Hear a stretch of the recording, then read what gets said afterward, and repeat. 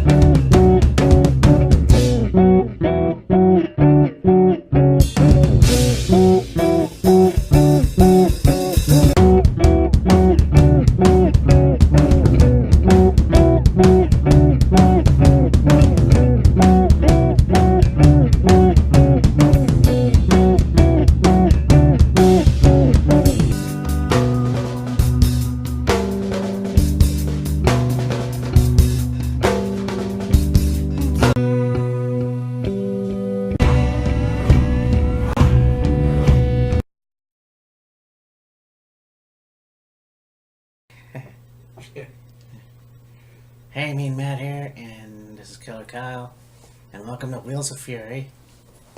And we're gonna do another top 10 list. We have done the top 10 favorite bands and musicians. We've done the top 10 television shows, and today we're gonna do top 10 favorite movies. Or movies that at least we used to like. Used to like, still like, Yeah. whatever. Yeah, movies are different because I don't watch a lot of movies anymore. I have a DVD player, so I try to watch what I can sometimes, and there's still movies that still stick in my mind from when I was a kid, or, anything like that. Yeah. I mean, that's kind of... And I thought, top 10, because it's kind of really difficult to pick more than that, I guess. Yeah. So... And I mean, when you've seen a lot of movies throughout your life, from when you can remember to now or whatever, and to narrow it down to a list of like 5 or 10 of your all-time favorites, or even just a movie that you really, really liked, can be hard. Yeah. Now, I mean, the difference between, like, liking a movie and saying it's, like, your all-time favorite movie, or one of your favorite movies, is can be several different reasons why you like a movie, but there's got to be major reasons why you would say that a certain movie is like your favorite movie, Yeah. or like the best movie or whichever. And the movies I have seen, I really did enjoy that aren't on the list. Right. Yeah, I just, off the top of my head, picked movies I've seen that I really do like. And yeah, so I guess without further ado, let's begin. Number 10.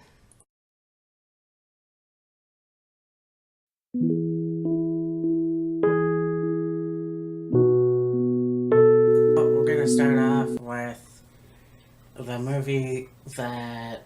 Say I'm a big fan of mafia movies, and there's a lot to pick from. Like, Bring Me the Head of Alfredo Garcia. There's Bonnie and Clyde. Untouchables was a good one, but if you want to pick a really good mafia movie, you have to look no further than the very first Godfather, 1972. And what a really good movie. And Yeah. It's funny because each decade, like Godfather 2 was in the 80s, you have the 90s with the Godfather 3, which was shitty movie. Apparently, well, I thought it was actually. So, I mean, you gotta look at the original. So, you got Marlon Brando playing the Godfather, Vito, Don Vito Corleone. and he's looking for revenge. He's a mob boss, and he's trying to look for somebody new. I'm trying to.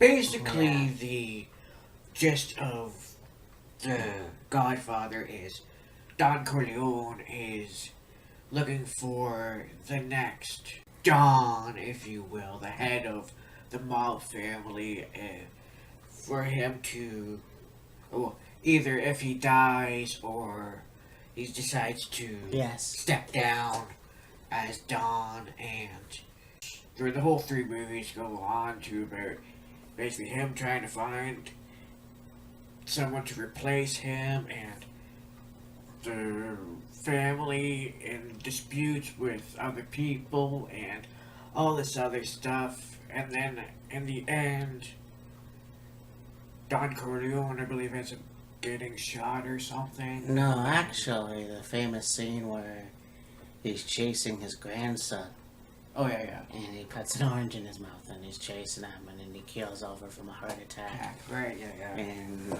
kid's left by himself. And there's a lot of famous scenes in that movie. The horse head in the bed. Yeah. The famous movie where it's like, I can offer, give him an offer he can't refuse. Yeah. And it's a really good movie. And I obviously haven't seen it in a long time, but obviously the original is better. Yes. So you also have Al Pacino and James Caan and Ryan Keaton's in it, Yes. you know. And so, I mean, The Godfather 2, you would have Al Pacino in it. He's both 1 and 2 Yes. and 3. So, I mean, that's pretty cool. So, I mean, that's a good movie. And obviously couldn't do it justice, so... Yeah. Anyways, that's The Godfather. I had heard somewhere, this was a long time ago, to have Marlon Brando be able to talk the way he was and have like his cheeks puff out, and that he had like cotton balls stuck Yeah. in his cheeks. Yeah, I was just thinking about that too, actually. You know, I don't really know what people were thinking back then, but Well, I mean, it was Yeah. the 70s. yeah, for sure. But like, you know, like there was probably better ways to do that. But Yeah. anyways, I mean, it's an iconic character. Oh, yeah.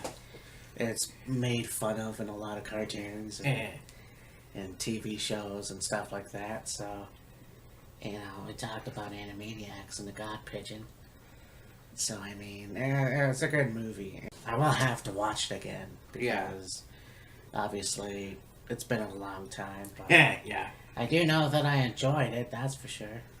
Yeah, for sure. My first one is a movie that you kind of say is like a kid's movie, but I've seen it and I really enjoyed it. I like, not so much now, but when I was younger, I used to love animated movies.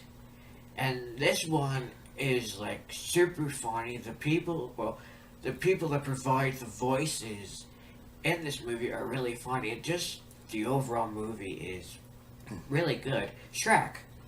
Oh, yeah. Yeah. No, I mean, I did see 1 and 2 in the theater, I know that. Yeah. You know, when you look at the first movie, you would think, yeah, it's for children, but there's a lot of, like in most animated movies, especially Pixar, there's a lot of innuendos that I Yes. think are for adults. So it's like, kids will enjoy it because it's a kid's movie, but adults will enjoy it because there's a lot of hidden stuff in there. Yeah. The kids will like it because it's animated, and there's like references to fairy tales, like the Three Little Pigs and Little Red Riding Hood Yeah. and the Three Blind Mice and all this other stuff. Pinocchio. Yeah, Pinocchio.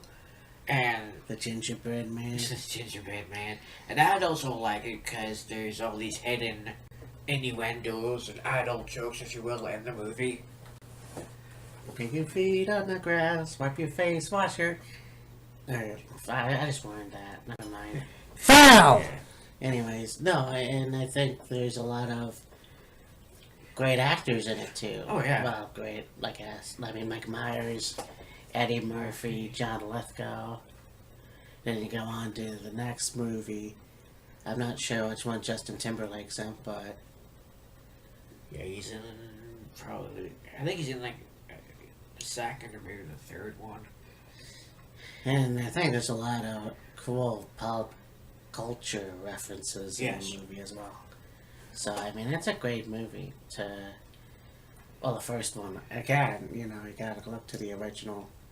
I mean, the last two are pretty cool, but, you run out of ideas after a while.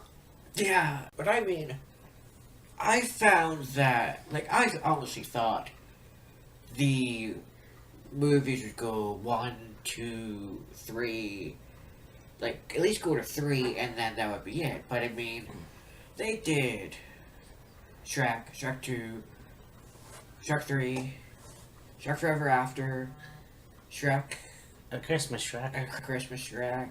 Now that I really enjoyed, actually, and I'm not a Christmas guy, but I really did enjoy that movie. No, there's one special. Yeah, it's special. There's even one that they did. I haven't seen it in a while. I think it was around Halloween time or for Halloween.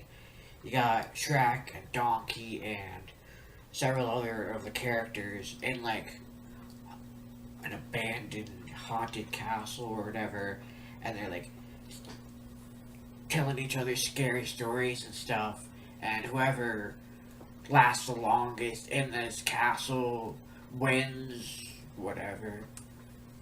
And it's funny because Lithgow's character, his name is Farquaad. Yes. And it's little kids aren't going to pick up on that, but obviously it's Farquaad. But it's for Farquaad. Yeah, well, it's Farquaad, but yeah, you know what I mean? Yeah. So it's kind of funny that way, and kids are never going to find out until they're older. And the thing about that particular character is it's portrayed as this really he's prince of this city, and he's really short. And then of course you've got the Rumpelstiltskin character, which is really short as well, and it's okay, well played. I see that, it's funny, but at the same time, it's taking a character and twisting it around, making it different. Yeah, I guess so. Yeah. Well, I mean, even the Three Blind Mice, it's kind of clever. So yeah. And of course, there's a lot of songs from that movie that were popular, and I guess some that even became popular, more popular, I guess. Oh, yeah. A famous song by Smashing Pumpkins. Yes. Yeah. Anyways, yeah, so. But yeah, I do enjoy Shrek myself when I say, well, again, I haven't seen that movie in a long time either. Yeah, exactly. And I mean, Mike Myers was, I guess, supposed to, or thought about doing a Austin Powers 4. Right. But I'm not even sure about that, so only time will tell, I guess. And I guess, apparently, Mike Myers wasn't the guy that was originally supposed to do the voice for Shrek. It was supposed to be Chris Farley. Yeah. And they even had Chris Farley read the lines from, I think it was 97, the year that he passed. Right. And yeah, it sounded interesting. I think Mike Myers does a better job at it. I don't know how well Chris Farley would have done with that. Yeah. So, yeah, it's still a good movie as well. Number 9.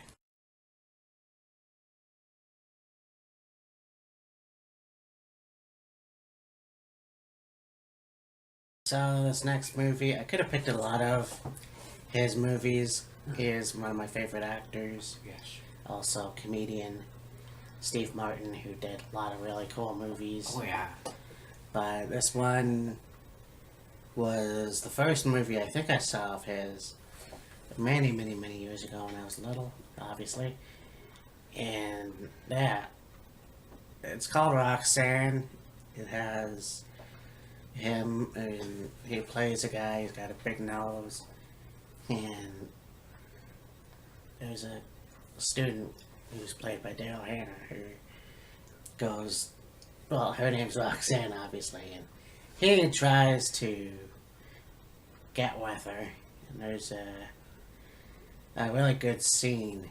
Well, there's a couple good scenes, actually, but the one that stands out is the classic where he's trying to talk to her, and he's got somebody in the bushes giving him lines, and I don't know if he screwed anything up, but it's, again, a movie that I should start watching, but I can remember certain things from it, Yeah. and it still was a really good movie. Yeah. I think that, you know, I should start seeing if I could get those on DVD. I know I can somehow. Yeah. But, you know, it's kind of odd. Again, when you're trying to pick your top 10 or top 20 favorite movies, Right. or whatever, and you try to think back to that, and that's the first movie that popped into my head Right. with Steve Martin. Yeah. So, it's very cool, and again, have to watch it, because it's been years, and yeah, I really enjoyed it at the time, so I wish I could do the movie more justice, but yeah. when you haven't seen it in a while, it's kind of hard to. See, it's, again, you know, I know this is a top 10 list where you talk about your favorite movies, but there's no harm in talking about something that you've seen a long time ago that Right. Yeah. you're trying to recall, but anyways, yeah, that's, again, Steve Martin being one of my favorite actors, Yeah. and so there it is, Roxanne. Not only is Steve Martin a really great actor and a great comedian, he can play one man banjo. Oh god, yeah, he, you know, banjo, magician, all around very cool guy.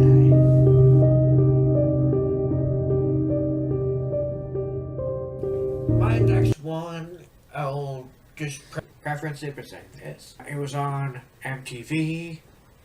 I think it was made into at least 3 different movies, and there's I think 1 or 2 kind of like spoofs or spin-offs of it, but all in all, it's just a really funny movie, and some of the things that are done in this movie, you look at and go, why would anyone do that, or why would anyone want to do it? But that's just what makes it funny as hell. Jackass. Oh, yeah. Yeah, first time I saw that show, I thought they were fucking stupid. Like, I mean, I don't know, it's just me, like, I don't really get that kind of humor.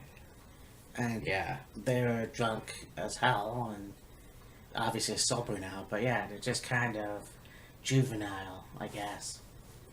But, It's basically one of those things where basically got a group of guys that are like best friends, yes.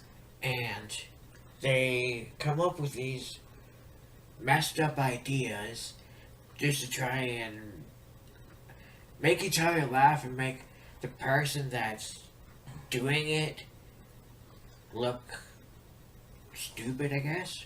But I mean, it is funny. Like, for me, it's funny. Maybe. Yeah, well, when they did the show, obviously they had issues Right. And then they decided to clean up, and there was apparent that they did the movie like sober, and Right.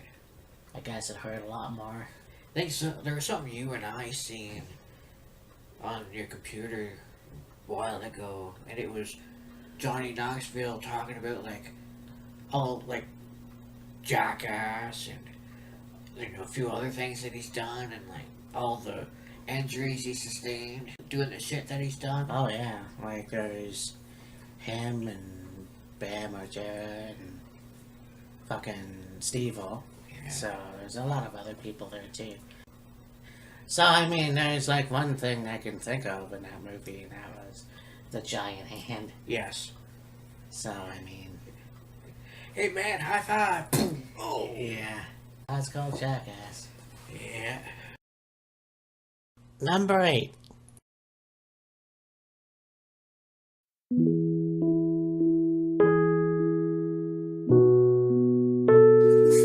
So we have this movie here, and again, De Niro, one of my favorite actors as well. Yeah. I haven't seen too many of his movies, which kind of makes me sound pathetic now, saying that he's one of my favorite. Like, I mean, I've seen clips of Right. him, but like I've seen some of Heat, and I've seen some of Jackie Brown and Cape Fear, and so stuff like that. So I mean, obviously he became more of a comedic actor in the 2000s. So like, Meet the Parents and then Meet the Fockers and shit like that. But there's one movie, again, a sequel movie, but this one is the original. Analyze this. Right. So you have Billy Crystal play a psychiatrist, and he's getting married to Lisa Kudrow's character, and then you have him try to help this former mob boss, Robert De Niro, and With his anger issues. of course he's also a wuss. Yeah. And so, I mean, there's a lot of funny scenes in the movie where he shoots the pillow. Yeah. They're trying to go to a mafia meeting or something. Yeah. Rob is trying to get Billy's character to be more tough, be like the mafia guy. And Yeah. It's just, it is pretty funny actually. Yeah. So, and then of course there's the sequel, but this one is actually pretty cool. And there's some parts that are really sad too. But it goes to show you that Robert De Niro is more than just a serious action movie star. Yeah. For sure. Yeah.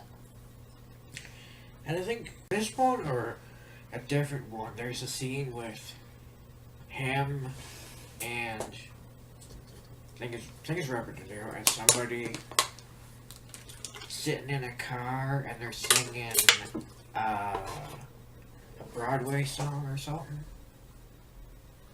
You're thinking of a completely different movie. Yeah. Foul! No, that's West Side Story, right? I don't remember. Anyway. Anyway. Yeah. We're just talking about like funny scenes from movie and that. I find it funny. Like, there's this in a car's completely stopped.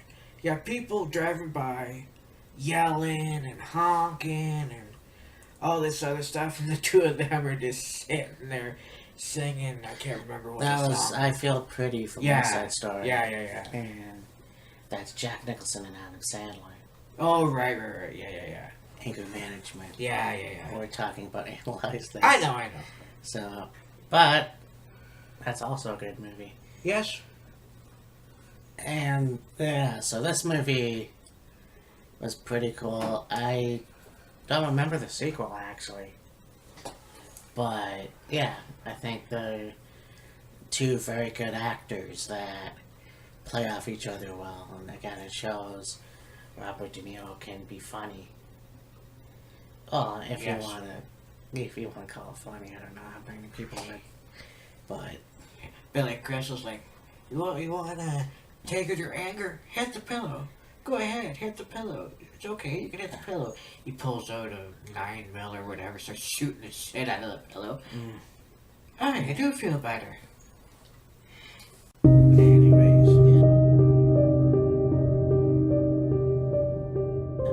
My next movie is...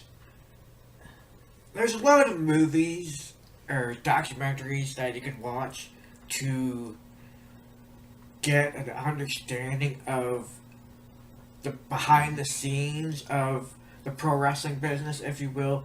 But for me, there's one movie that really gives you a full understanding of what it's like, not only behind the scenes of the wrestling business, but what life is like for the men and the women that are in the wrestling business in their like personal lives. Now there is two different versions of this movie. The version, oh, you like one version. I like a different version. Or the version I like, it has Mickey Rourke in it. It's called The Wrestler. oh yeah, Yeah. I saw that movie. It actually shows you what a wrestler goes through. You know, the heartbreak of failed marriage, and don't talk to your kids, and you try to reconnect with them, and you basically have a lot of health issues, and that's what Mickey Rourke's character goes through. And it's actually a movie where Roddy Piper said he broke down in the theater, I guess. Right. But, it's kind of cool just to see this guy who trying to better his life. And Yeah. he meets a stripper called, I can't remember her name, but played by Marissa Tomei.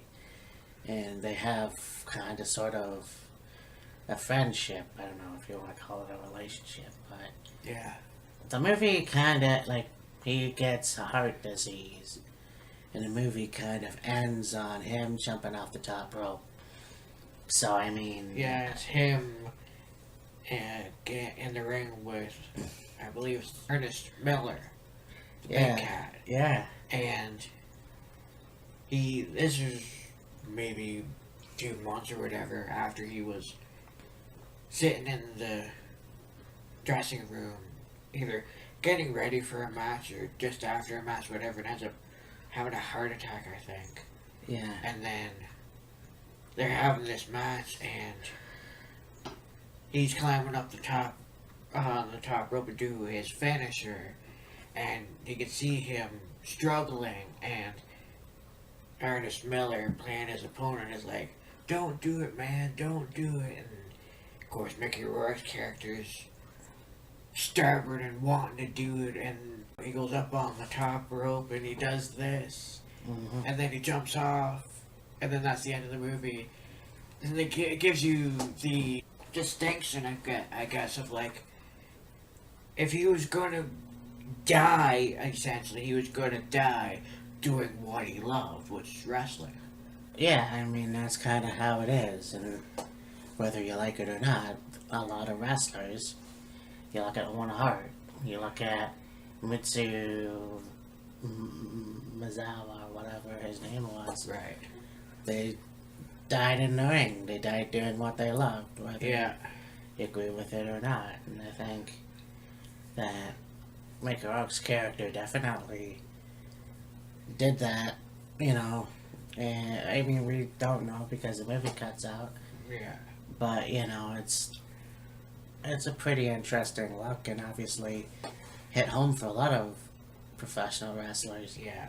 So, I mean, yeah, it was a good movie when I saw it, so... Because it, gives you overall idea of, not only what these wrestlers go through behind the scenes, of, going town to town, city to city, driving, and all this other stuff, but what it can be like for a lot of these guys, and women, I'm sure too, their personal lives. Yeah, for sure. So yeah, really good movie. Yeah. Number 7.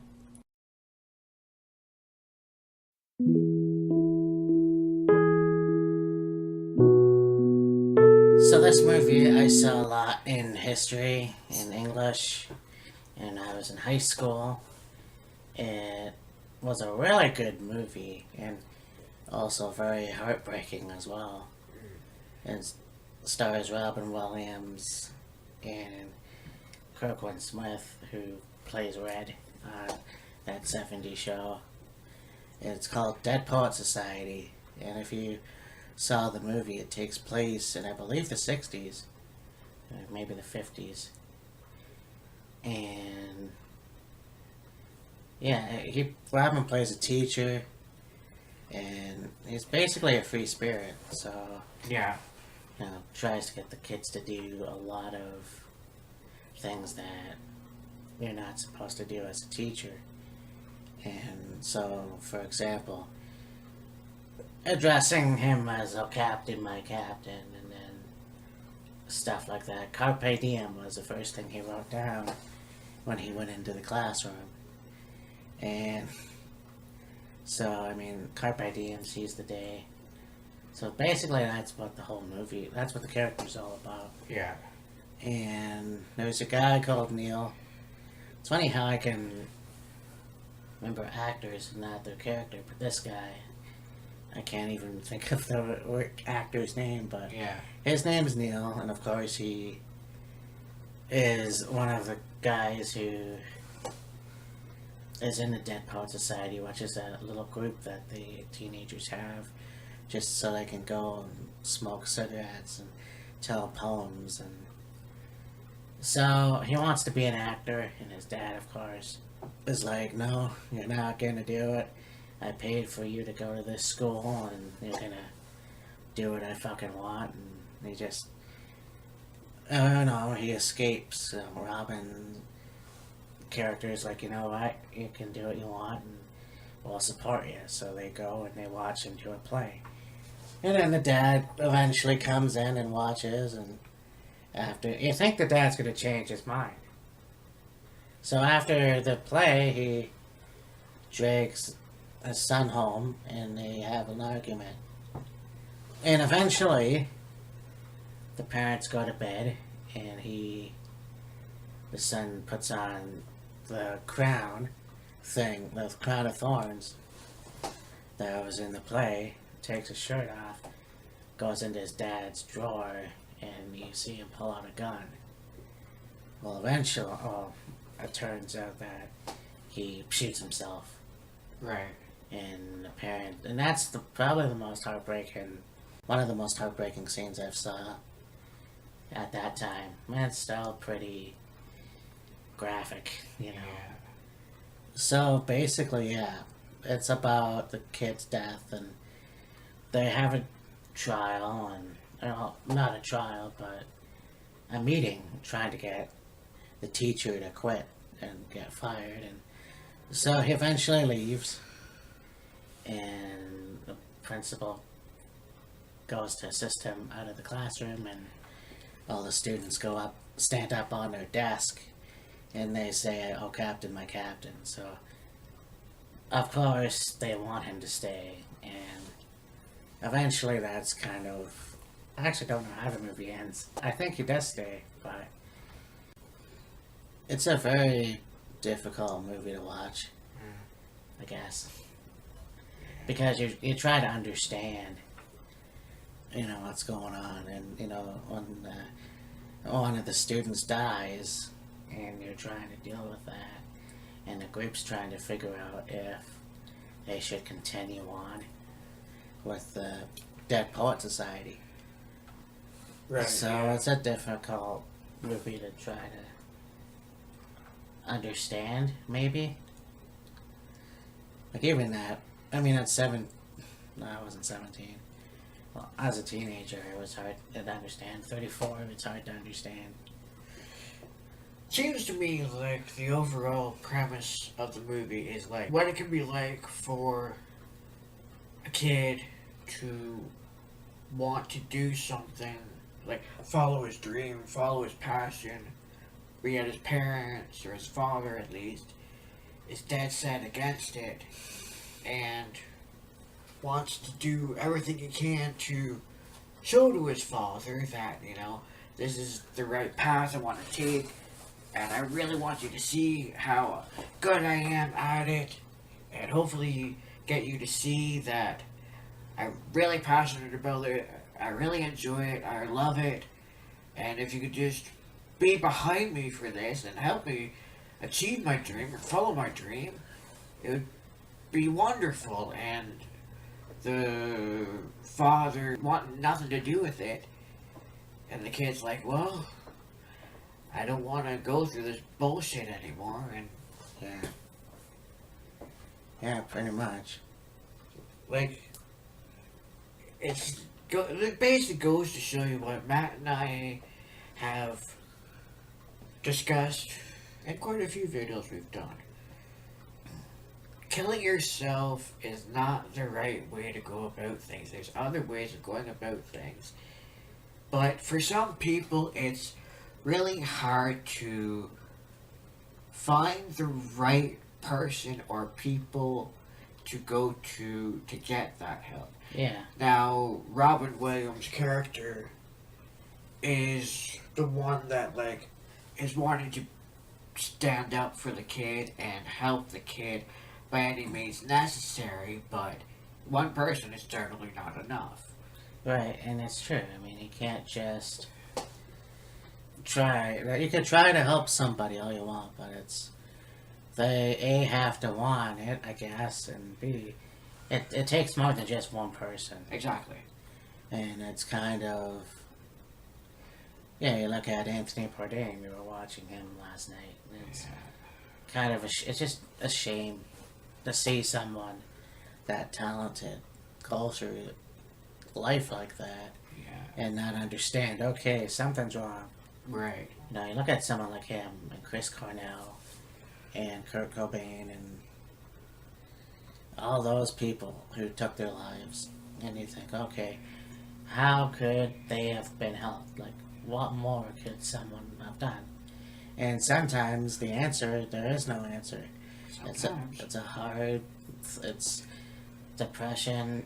It's a very hard thing to beat, and you have to understand that people are gonna be negative all the time and be down on you all the time and shit like that, and you have to seek help and try to figure out, okay, there's a lot of positives out there, and you have to focus on that. Sometimes it's completely difficult for some people more than others. Yeah. So Yeah. For my next movie, when I put this movie on here, I saw it and I really liked it, but as I kind of thought about it a little bit more, it's like, I don't know if you've seen the movie, but I think it'd be a movie that would probably be up your alley.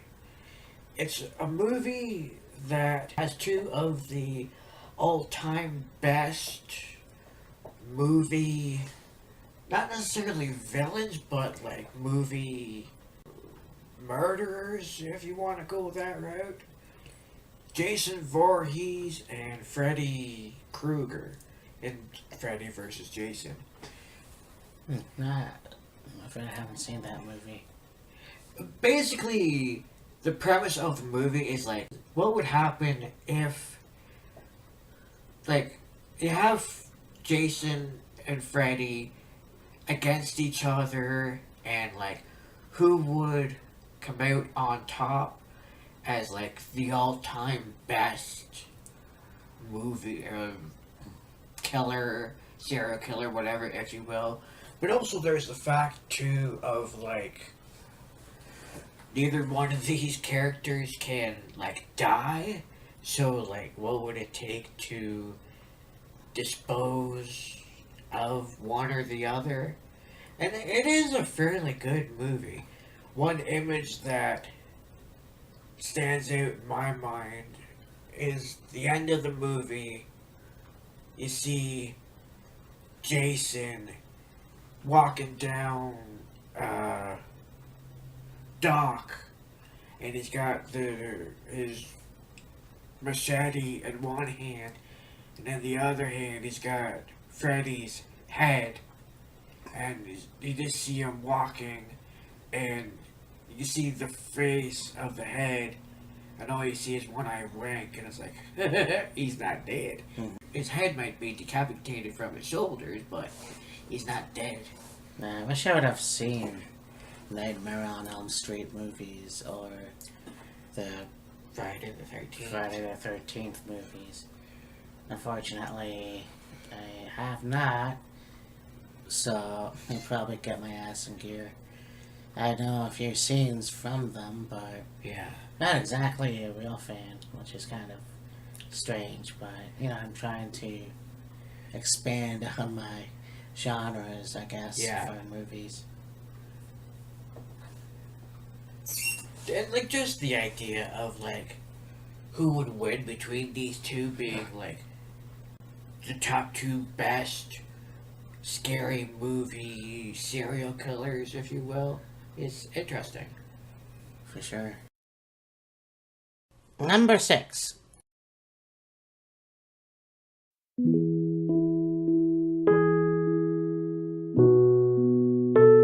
So this movie actually, I really enjoyed, well, one year, and just kind of a summer movie.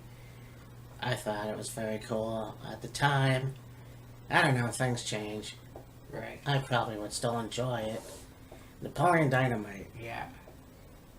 And it's basically about this kid who lives with his grandma and his brother, and then his uncle comes to visit while his grandma goes away, and just a bunch of different things happen.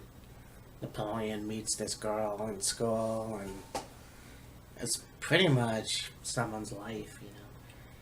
It's weird because I thought it took place in the 80s, but for some reason, they play Backstreet Boys in it.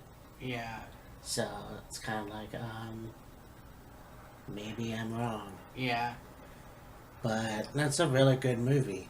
Again, a movie that ends basically Napoleon and his friend playing the whatever that ball thing is. Where, Yeah. you know, a ball on a rope or whatever. Yeah. Well, it's kind of pissed me off at the time because it's like, really, that's how it ends? Yeah. And then you get, you know, Pedro running for president Yeah. after school, so that's pretty funny, you know. It was a pretty good movie. Yeah. I mean, now I could probably watch it again, and it won't be as funny, but I think it was pretty cool. They had a cartoon Yes. on Fox, and I enjoyed that, so.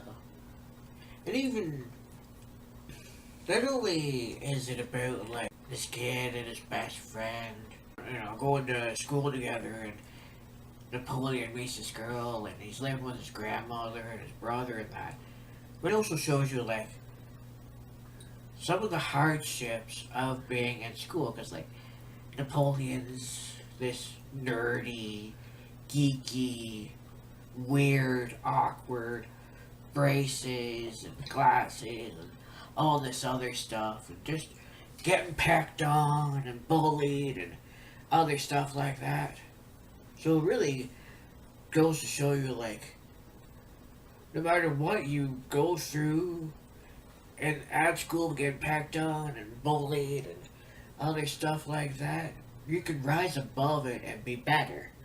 Yeah, like he does that dance sequence in the movie. And, yeah, basically it ends on a good note, but you have the uncle who tries to keep him down. Yeah. The brother who eventually gets this tall woman and acts like a rap star. Yeah. And and then of course Pedro running for president. Yeah. It's a good movie all around. So I mean, I remember one, like I've seen the movie myself, and one scene I remember is Napoleon is in his room and he's got the door closed, and he can hear all these sounds coming from the other side of the door, and I think the girl that he falls in love with comes into the house, or is in the house, whatever, and hears this going on, and then you hear the noises stop, and Napoleon opens up the door, and he's just drenched in sweat, and he comes out of the bedroom and goes into the kitchen and grabs a drink of like milk or juice or whatever, and he's like all out of breath, and takes a moment, and then he looks at her and goes, "Oh, I was practicing my dancing." But like, when he, right up until he says that, you kind of get the image in your mind of him maybe doing something inappropriate. Yeah, exactly.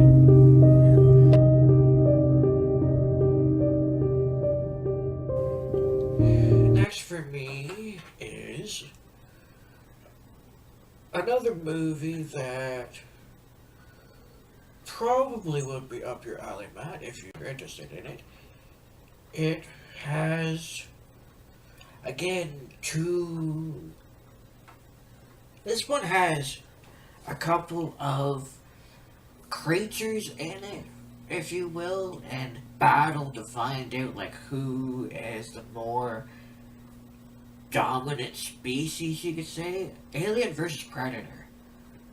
I saw a review for that. Yeah. I probably should see that too. There's a lot of movies that I really need to see put on a list.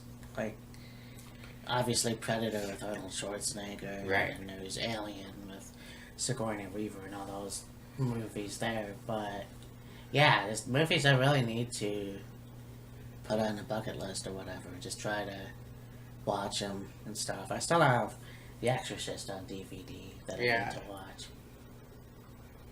And, like, the Alien series and the Predator movie is like, the aliens are, trying to take over mankind on one side, or one in, like, outer space. And you got the Predators on, like, Earth, trying to make their own way and kill people and whatever.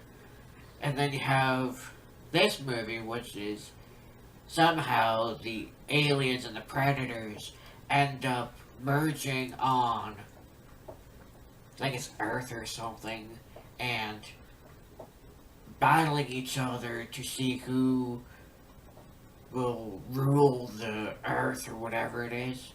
But it's a pretty good movie. Well, one particular scene in the movie that I remember and really like is a group of people getting ready to go into this area where, like, they're going into the unknown, and, like, they have an idea on what they're facing, but they don't entirely know for sure what they're facing. And you see this girl with, like, packing up bags and stuff and whatever, and she's got a gun and she's cleaning it, and one of the other characters walks up to her and goes, "I don't think you're gonna need that." And she goes, "Well, it's better to have it and not need it than need it and not have it." It's like, yeah, that can go for a lot of things. Yeah, I guess so. Alright, so this is part 1 of our video, and so yeah, stay tuned for part 2, I guess.